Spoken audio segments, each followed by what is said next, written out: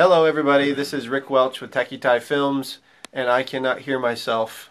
I can hear myself in here, but I can't hear myself over there. And what we're doing, I am here with Ryan French. Let me switch things around here. There is Ryan. Hello Ryan. Hey guys. Say hello to everybody. We are here, we are recording our commentary for the bonus features. If anybody... Hey, hi. Oh, so I'm looking like that right there? Okay. So what's going on is that you guys can't hear Andy talking to me. Andy's telling me I need to turn around and look at the mic instead of looking away. So anyway, a lot of people are coming on. Tim Banks says I sound good. Captain Julio Salazar has arrived. You know who Julio is. You remember Julio? He's my fellow devil dog. Of course I know. That's exactly right, the fellow devil dog. And then Cherry Lewis is here, Jerry Menchaca. Jerry Menchaca was a friend of mine. He is down in Florida. He has been sharing all of our posts in Florida with all of his friends. He has an amazing story. He has been telling me, he's like, man, you got to do my documentary. Trust me, Jerry, if I have time, we'll do your documentary, bro. That guy's been through the ringer, and he is just pumping our film out down there. So thank you, Jerry Menchaca. You're the man. Julio Salazar says, hey, devil. Devil dog brother, right? Devil dog. That's right. Tony Sanders is on there. My wife's on there. Hey, baby. So let me switch it back around. Actually, I should realistically just leave it on you because you are, you're the best looking thing on our film, right? Except for Rhonda. Well, Just Calvin has arrived. Albert Mills. Just Calvin. One of the guys from the Soup Kitchen. These guys are great, man. They're so fun. Yeah, those guys are fun. But basically, guys, what you guys are watching while I'm talking with Ryan is we're getting ready to do our final interview here with Ryan. Final interview for Still Waters Completely. As you guys know, I've been doing these interviews pretty much since we started, and we just had one with Andy Bishop, and now we're getting ready to do some voiceover commentary for the bonus features that you'll see over the making of Still Waters, which I've already got done. I just needed some voiceover, and so we're just going to have this nice conversation. Chrissy Bias, hello again. How are you doing? Chrissy is somebody that's become a fan of Still Waters and also has been watching Red, and she's wanting to get involved heavily. So more and more people just want to be involved. Yeah, it's awesome. I think I spoke with her, yes. Actually. Yeah. Everybody that they just want to get involved, and I think it's great. So Ryan, before we get started, and you're still recording, right, Andy? So we're good to go. Okay, so Ryan, how long have you been here in North Carolina now? I would say the Asheville, North Carolina area. Yeah. I think I'm just over a year. I think I'm on my second winter. Okay. And I arrived in fall or summer of the year prior. Right. So. And before you came here, where were you? Chicago. Chicago. Yeah, that's a big difference. I was born and raised in Fort Lauderdale. Right. For like a long time. Yep. And it's been I think a total of intermittently 5 winters in Chicago. Wow. And so Asheville winters, for those who are complaining, are lovely. They are lovely. For those of you guys that don't know, we can hear Andy laughing in there. He must. Andy, you went to Boston for a while, didn't you? Yeah, you should put yourself on a mic. Can you do it in there? Oh, well, stop. Go ahead and stop it. We're going to stop so you guys can hear Andy talking too. Take a pause. Jerry Menchaca says, yeah, FL boy, Florida boy. Yeah, see, he's from Florida too. Yeah, from Fort Lauderdale. Yeah. Yeah, and I think Jerry Menchaca, weren't you were from Texas, like Odessa, Texas, I thought. It was where you were originally from. Because I remember when I was a kid, he came up and played football with us, and he was from Texas, and I was always real intimidated with this guy. Him and his brother, they were like, they bust your head, man. They were just they were tough guys. I wanted to give you an opportunity, Ryan, to... I can't hear you yet, Andy. Yeah, we're still live though. Yeah, we're still live here. But I wanted this. There you are. Yep. So you're in on it now, right, Andy? And we are rolling again. Good. So Andy is with us. It's like Still Waters Mystery Science Theater 3000. Yes, Jerry says yes, sir. He was from Texas. That's right. So Emily Malloy is watching. Kristen Spears is watching. So say hello there. Wonderful. Hi, guys. Woo! She says, yeah. So now that we're back live, and this is for the DVD, and say hello again, Andy. Yep, Andy is the sound mixing engineer. James Newman, can't watch this right now because I can't hear it in a very loud restaurant with a mariachi band trying their best to cover Daft Punk's Get Lucky, but I look forward to watching it later. And then he That's says, worth love, hearing, let's see, though. That's love this guy. He played a killer. Talk at you later, my friends. James, he's always there. He's so funny. Not to change the subject, but I would definitely want to hear a mariachi band playing Get Lucky. It's one of my favorite songs. That's Well, yeah, Alice says no Andy sound. Unfortunately, guys, on Facebook, you're not going to hear Andy, but we are. And Andy has become a part of our overdub whenever or our voiceovers. It's going to be on the... So Rick is also going to do sign language for Andy's verbiage, or whatever that might be. Yeah. And Michelle Martin says take video of that. Yeah, he just said, you can't hear me talking. Hello. That's not what he said. It was a lot of gesticulation. Very violent. Very violent. Yeah, exactly. So, before we get started into still waters and I shut this off, I wanted to give you an opportunity to tell us about your YouTube channel that you have resurrected and that you're going to be doing some more stuff with. So, let everybody in on it a little bit. Okay, gotcha. Thanks a lot for the heads up on that one, Rick. Yeah, I don't give anybody a heads up. You don't. You just got to go live. I want to feel it. It's great. You need your own show. Just tell us. You don't get a heads up. Put yourself there. Rhonda says, "Hey guys, can't wait until Saturday." Awesome. As far as the YouTube goes, what I did is I didn't resurrect the channel, the previous show that I had. The show is called The Full Bore Mind Forge. You're not going to find it if you search for it as is. Just search. Right. Okay. It doesn't work that way. I've intentionally kind of like tapered it off. It became a tremendous amount of work. As we spoke before, Rick, we actually use the same software.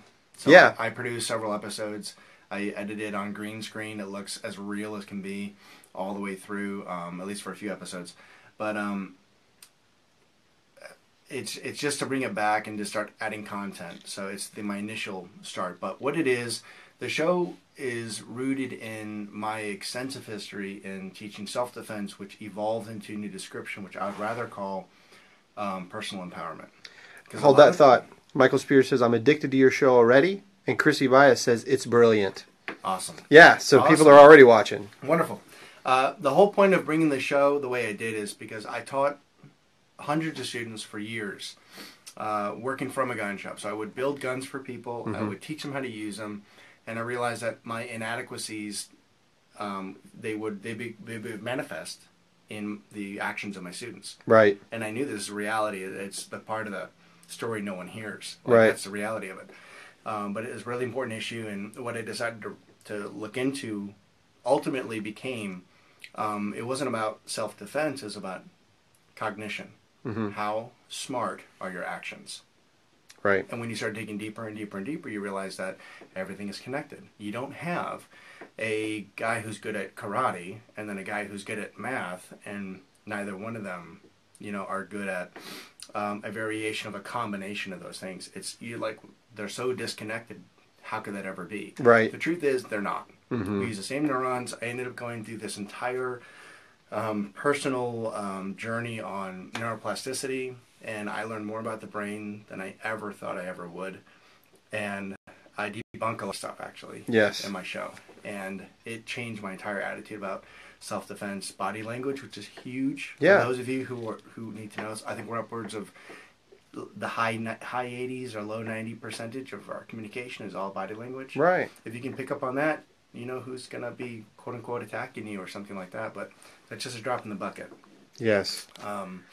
In any case, yeah, the show was about that. So the content now is basically it's my own personal YouTube channel. I'm going to be putting as much as I can as far as worthy content that if people decide to go on there and actually look.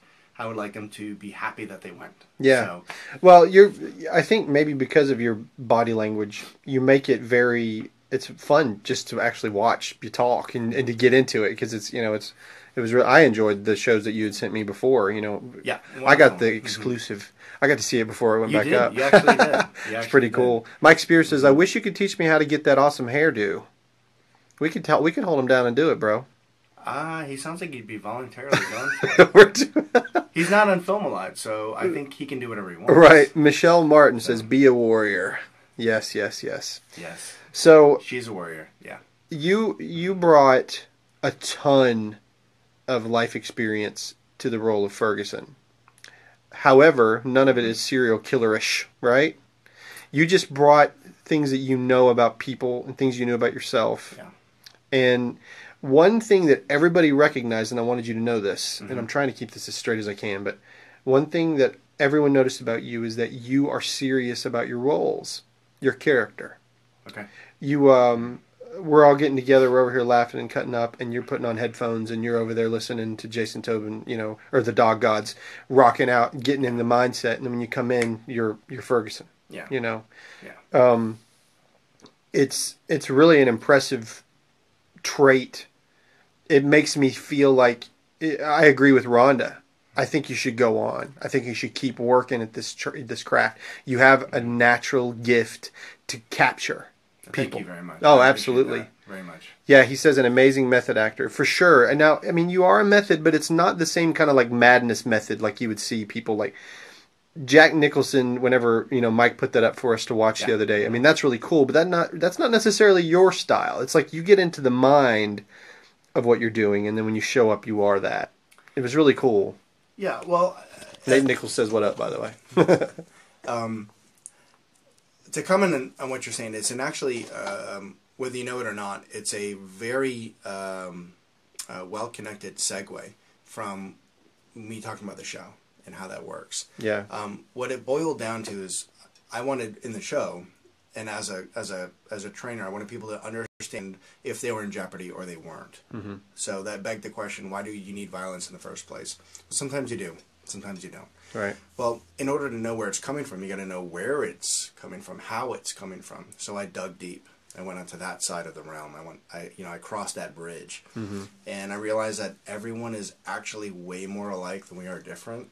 Yeah. And as much as you don't want to think that you have more in common with every serial killer you've ever read about or had a documentary It's about, frightening to think about. you have far more in common with them than you have apart. And I mean that in the 99th percentile. Yeah. Like, you have far more in common. And we're not talking about some political bias or something like that, because that's superficial. It comes and goes. It ebbs and flows. But as far as me paying attention to my character, and as far as what it took for me to do that, I literally borrowed from my own experience. And what I did was I used to teach students that they had to find a switch, to look around, discover it. What is that switch? Where is it? Right. What does it take? And I taught mothers, I taught bachelors, I taught husbands, I taught widows, I taught everyone. Every classification of people, grandmothers, I mean, everyone. And I had each of them to understand that if you do decide to cross that line where, you have to defend yourself appropriately, you have to flick a switch. Yep. And that's what I would do when I was Ferguson. Yeah, we watched it. I would flick a switch, and what I would do is I would clock out of that who you knew, and clock into that what I needed. Right. And I did it in a time constraint, so it didn't tax me or change who I was or right. something like that. But I think if you did just a cursory bit of research, you'd find that there are plenty of actors who have far more experience than I do, who you well know they do that. That's what they do. Yeah. I don't know the ins and outs of how that works detail-wise, but I know that that's what I tapped into. It was easy for me, to become what I had studied, and just in and out, clock in, clock out, clock in, clock out, because then it's authentic and it's real. Well, I think there was a lot in the script, but there was a lot that was absent in the script because James, the way that he wrote the script, because it was such a short. He didn't have time to really delve into it. I didn't allow him to, because I said, I need to say this, this, this, and this, and it needs to be 12 minutes. And then, I need to say this, this, and this, and it needs to be 30. So I was really constraining James from allowing way too much information. He just couldn't do it. Yeah. Because it would be too long, right? So it was really cool because James is a great guy. You know James. He embraced us kind of doing things on our own. Sometimes a character, whenever Lauren Rivas was in the library, she just went on. Yeah. Remember? She decided she was going to be a chatty librarian that just talks and talks and talks and talks, and it becomes this person that she gives you way too much information way too soon. That ended her life because she wouldn't stop running her mouth. Right. That was something we didn't know about the librarian. Except he just said a sentence that kind of gave you this, but not when Lauren shows up. So James is cool like that, but as far as acting is concerned, you guys just embodied the roles, and you would say things that weren't in the script, but it works because it's the story. Let's see here.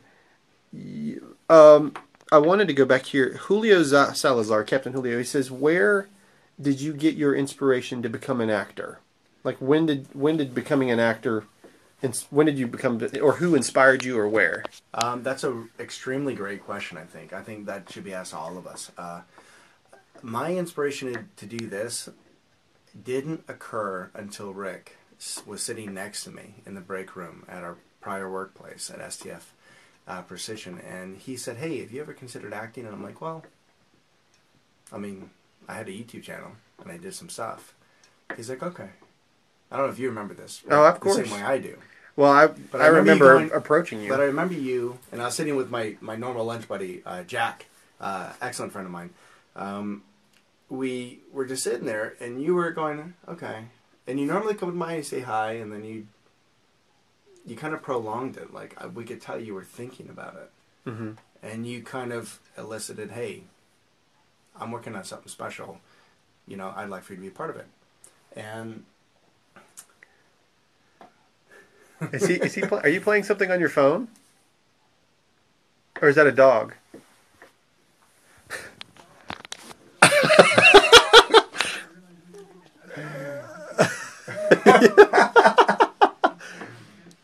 Yeah. Oh, yeah. Well, just so you know, we could hear the dogs and all the other stuff going on out there. Oh, that for real?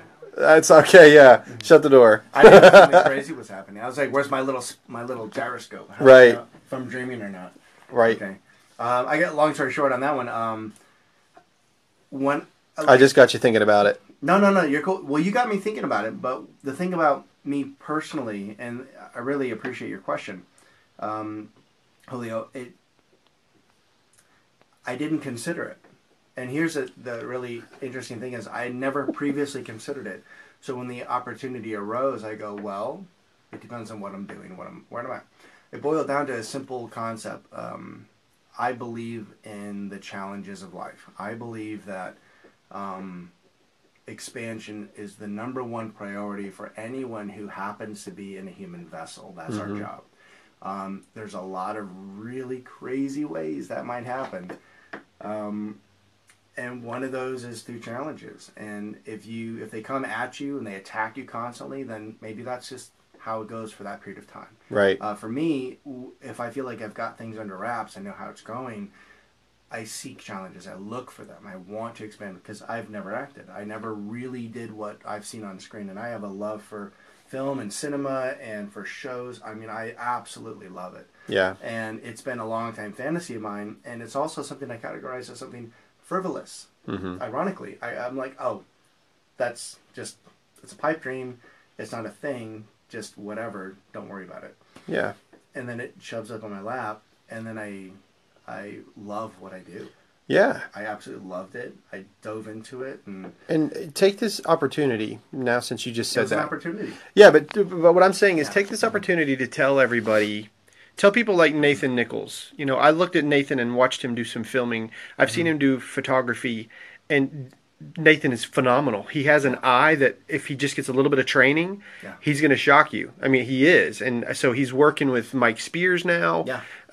He's Nate did some work with us. Yeah, I'm going to use him. I mean, he's got an eye. Really yes, he is. I know, like, when I first met Tabitha, you never know that Tabitha is going to be the kind of person that could super edit something, or she's going to hang outside of a car. I mean, tell people, the reason when Tacky Ty says we're going to use you, we mean it. Well, we see something in you. Absolutely. And what has to happen first, and I will say this much, you can have all the support in the world, but if you don't believe you're going to do it, it's not happening. That's it. You've got to start there. It is not happening. So instead of trying to validate a reason why, like, I need to justify why I'm going to get involved in something I really think is interesting or whatever, a lot of people have these caveats or juxtapositions that they don't need to have. Mm-hmm. And they're like, the simplest way to say is conditions. Yeah. I can't do it because I'm a mom, or I can't do it or whatever reason. I don't have money. I don't have this or that. Right. You know what? If people are willing to support you, and you don't know, by the way, unless you actually get out there and ask. That's get it. Out there and try. Mm-hmm. You'd be surprised at what you can accomplish. Yeah, Chrissy Bias approached me today. this. She was like, I want in, and I've told everybody, if you want in, you're in. Awesome. She's in. You start with simply deciding that it's something you are passionate about, and that's actually the linchpin. And a lot of people don't understand that because things come and they go, money comes and it goes, situations flow. We were on sets, and we had literally a wall of a storm. Like it was as if a tsunami itself was coming at us. We're like, well, I suppose we'll stop filming now. And we're like, how much time do we have to get to the car? We're like, it's pushing on my face. Like that's Let's film. how much. Let's just film. We kept filming. And what connected us was our passion to see it through.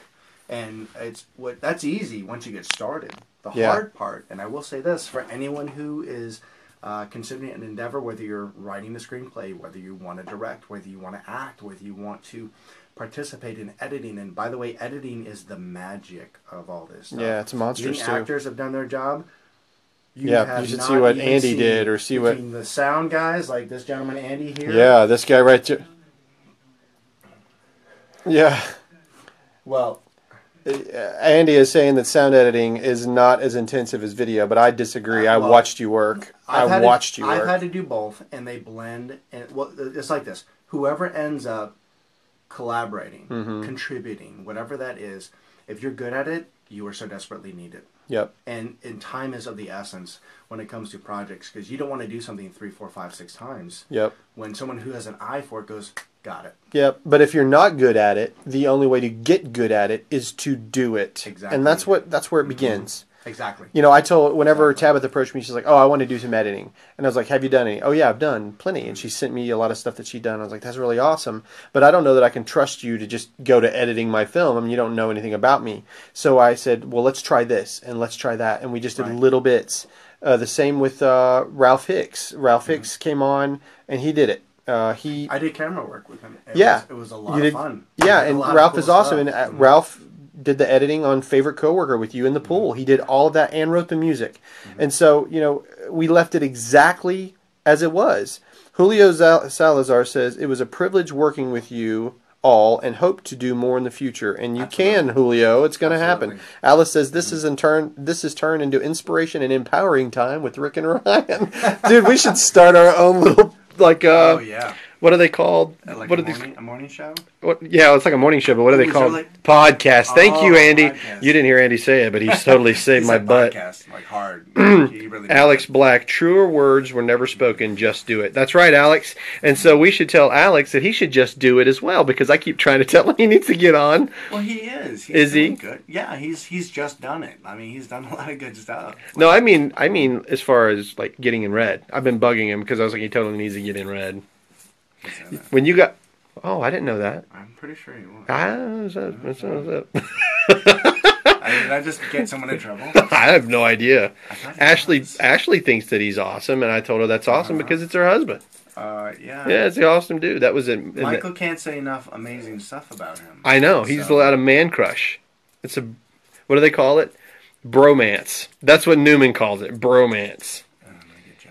Kristen says he is so in. That's good to hear. Oh, snap! Michael was called out. For sure. Well, I'm going to end the Facebook Live thing because we went on for on and on and on and on. We did. But Andy, tell everybody, just wave, say goodbye. If you know sign language, do anything other than the bird. He wasn't going to. He was like, no, he wasn't going to do that. And Ryan, we've done this before, but let's do it again. Absolutely. Yeah, man, you're the best. I actually, if it's okay, I'll keep it brief. But I was go ahead. No, go ahead. Here. I wanted to, because this is like the end of all this kind of stuff we're doing specifically for Stillwater. Yeah, this is it. Yep. Wrapping it right up today. We've done a lot of shout outs and brought a lot of attention to a lot of things that we're doing that are critical for its success. We need traction, all those things. But the truth is, and this is what I thought about. Mm-hmm. Those of you who are watching, those of you who have liked, those of you who have commented, those of you who have shared, you're the reason why we have traction. Yep. You're the reason why that we can get the attention that we need for this thing to get momentum. That's a good point. You're exactly right. The momentum that you all, as literally like, oh, it's just a like, or oh, it's just a comment, or oh, I'm just watching. That makes a huge difference. And the reason I'm saying this at the end of it, because I thought about this. In the future, a lot of people can be doing this again. And if you know someone who's participating, whether it's Tacti Films, it's Built Fall Productions, or their own company, or their own or it doesn't matter what it is. If you know something independent, or you know someone who has vested their time and energy and input, it doesn't take a lot to help create that momentum. And they really, really need it. Yep. And it is so vital to their success, especially in the beginning, because once you get to that incubation period, the momentum becomes widespread. Yep. And then it's much easier to maintain that, but that initial momentum is critical. And I wanted to say thank you guys so much. Yes. Everyone who's watching, all who've ever watched, who've ever liked, who've ever commented. Obviously not all at once, that's just not how it is. Right. We all have real life schedules. And it matters Dude, so much. Sold out shows. And every one of these people that are probably watching are people that shared a post or talked to their friends or got them. I know it was really awesome to get to meet all those people. Oh, and they came and they were, you know, whether the feedback was, you know, I think you could have done this or that, which I appreciate. It's how we learn. Oh, man, I need it, you know, or the people that were gushing and thought, oh, that was the greatest thing I ever saw, you know, which obviously I love them. I mean, they are the best. But yeah, I mean, you're right. All of these people that have come and supported us, it's really them. And this is why we're doing it too. Like, I'm not one of those. I'm a filmmaker, but it doesn't matter if anybody sees my films. I told Andy, as a matter of fact, the whole point of this is so that everybody can see it. I mean, I want everybody to see the vision, you know. And it's so much more.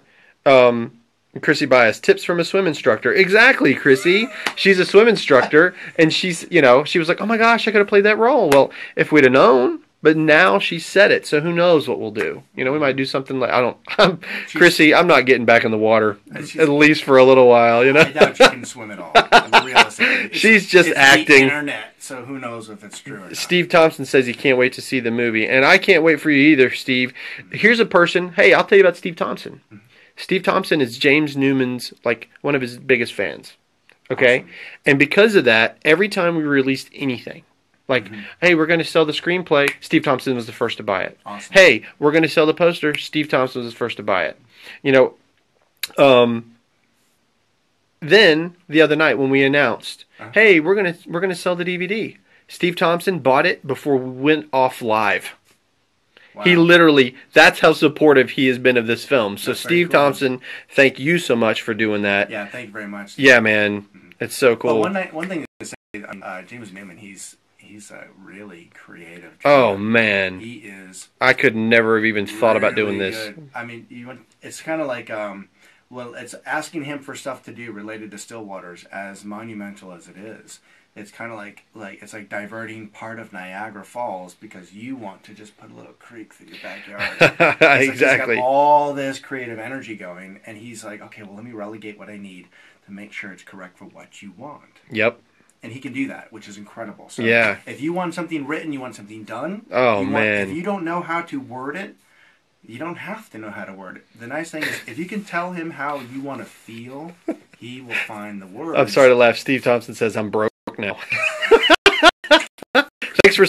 You can do what you do, man. Sorry about that, guys. My website guy doesn't know how to stop calling me. He calls me constantly. Warren. He wears me out. He always interrupts my Facebook Lives, but he doesn't know I go on for hours and hours and hours. But we'll wrap it up. Yes. So thanks everybody for watching. I'm going to switch it. Thank you guys very much. Yeah, thanks so much, Ryan. And then we'll finish this up here too. It's actually kind of a sad moment for me, guys.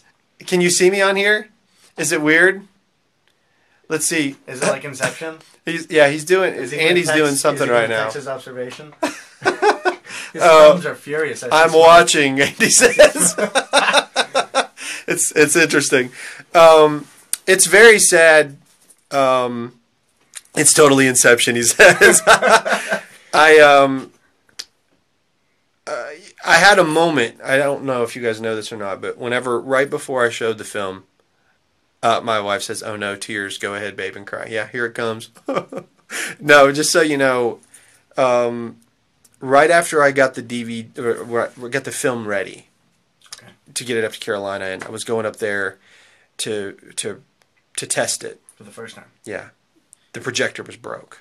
I remember you told me that. Oh man, it was like 2 days before it. I was like freaking out. Not during your live, but you. Well, during my live, I was like, I'm not going to show you anything, because why would I do that? And I'm hanging up like because I can't see anything. I was like, as a director, you have to roll the punches. Exactly, but there was this moment when it finally played, and I went home and I watched the whole thing one more time because I just had to be sure, before I show it to the public. I mean, you're laying yourself out there for everybody to see. Yeah. So people are going to hate it, they're going to like it, whatever you do it. Mm-hmm.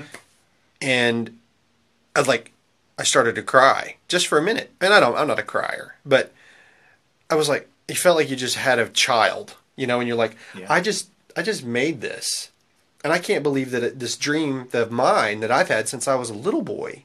To make a film. I mean, I was a Spielberg nut. Yeah. I mean, you watch all these movies with bicycles. I got to do a movie with bicycles. Did you ever tell people about your computer? No. That's a good point. I should bring that up too. Right before that, we were here, and the very final scene, Goth Girl, that's got Maddie Blair in it, right, was the last thing that I edited and sent in to Andy. Mm-hmm. I sent it to Andy, and immediately my laptop crashed and went up in smoke. Really? I lost everything. The final scene? Wait, what? I lost everything. Wait a second. But hold on, listen. Are you serious? Isn't that crazy? And you can hear Andy laughing in there. The truth is, last day of audio, that's exactly right, the last day, my laptop just kaput, gone. I had no access to anything. Oh my gosh. I had backed up everything, fortunately, on a hard drive at home, but I didn't have any way of accessing it. Mm-hmm. Andy, fortunately, I'd sent him every video and all the audio files, most of them. So he had a lot of them just in case. Uh-huh. But I had everything I needed to finish the film. I went home. I got my old desktop out. I put it all together. I mean, it was nuts. It was really, really crazy. My wife probably will remember because I was going bananas. But, this whole way through, every time something would happen, like when Christian Singleton told me she had a new song, when I called her, I was like, when meeting you and you coming on and just embracing the character, working with Andy and seeing him help me get everything I needed out of the voice actors, and doing that audio read-up for the first time. We've never done it before, never done a big film together, and having my wife come out on set and capturing shots that I never thought to get, or Mike Spears taking advantage of the storm outside when I was so pissed. I was like, oh, it's storming, I can't take it, I don't know what I'm going to do. In matter of fact, Tabitha caught me and put it in the behind the scenes. She says, how are you feeling right now? And I'm like, oh, I'm making a movie about God, and he decided to stop it. Well, when I'm saying that, Mike Spears is out making it happen. Yeah. So all of these things, all this stuff that's been going on in my life, it's come to this final, fruition, and it's happened. And there it is. This collective effort of all these people and just pressing through all the hard times, and you have a film. Well, I'll tell you with something. A story, and it's cohesive and coherent. Who'd have thought? Rick, I'll tell you something. Whether you know it or not, you're an inspiration for the diligence and efforts of a lot of people. A lot of people decided to maintain, carry on, move forward because you got them that far, and they watch you. And by your example, they go forward. So you may feel like you have your shadow moments, and they're real for all of us because we're all humans. Yeah, of course. Well, they're supposed to be there. But what's wonderful is we don't all... Be proud. I'm not sad. Yeah. We don't all have them collectively. So when you might be having yours, and Michael Spears is like, this is the best B-roll I'll ever get. Yeah. Because that's how it is. And we're there to support one another exactly for those reasons. Right. And it's incredible to be a part of this experience. It's incredible to be in your presence, to watch you go from one creative standpoint to another dynamic observation you're making, whatever it is. And then someone reminds you, like, hey, Rick, what have you eaten? You're like, what day is it? Because you haven't eaten it all. Yeah, and I never feed anybody. That's what I was trying to say the other day. But there are people who remember food, and you need people like that. It's not me. I know that I remember giving Kristen Spears and Hart the hard time saying they were divas because they wanted to eat. But, and thanks. Yeah, my wife says, so true, heart attack, thought my husband was going to die. You're right. I thought I was going to die too. Alex Black, be proud, not sad. I am proud. The sadness is because when you come to the end and you know it's done, now all we have is to look back. That's why I've done these interviews. And that's why I'm doing it on the DVD, and I'll have bonus features so that you guys, anybody that's been involved, will be able to go back and look at everything we did together. Yeah, because even if nothing else happens, even whatever, we did this together, and it's all really worked. And if everything goes well, it looks like it may even make a profit. And if it does, get ready, because Tacky Thought Films is coming. You get ready too, Andy. But not until my wife says it's okay, because You don't have the tie anymore. we bought a house, and I don't have the tie. My wife has the power tie. She gets to hand it back to me, but we just bought a house. I'm going to be really busy with that. But that's not to say that we won't ever do this again. Of course we will, but it's just a matter of time. Mm-hmm. And I won't do it again the same way. Trina Rushing, God is good. Keep the faith. You guys are amazing to see in action. Thank you so much. Trina Rushing is amazing. Helping me with that, with the library and everything. It was just such a dream. If you guys have no idea what it meant to me. But guys, thanks so much for watching. You guys have hung in there even with all this. My wife says, just give me time. I love you. You get all the time in the world. You're my wife, of course. But this has been an amazing journey. This is the final interview. I will not be doing any more for Still Waters. We will go live whenever we launch on Monday. I might do a little bit with the cast and crew just to say hello to everybody, but we will do no more interviews. This is it. So thanks, everybody.